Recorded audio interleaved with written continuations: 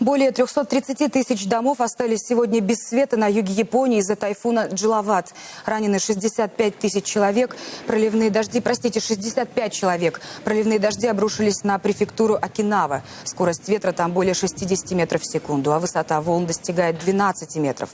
Местные власти рекомендовали 4 тысячам жителей эвакуироваться, однако лишь немногие покинули свои дома. Мой дом очень старый, деревянный, ему уже 60 лет, и я побоялась в нем оставаться, поэтому мне пришлось покинуть его. Джилават стал 17-м по счету тайфуном, достигшим берегов Японии в этом году, и 3-м за последний месяц. Сейчас, по словам метеорологов, стихия движется к столице страны.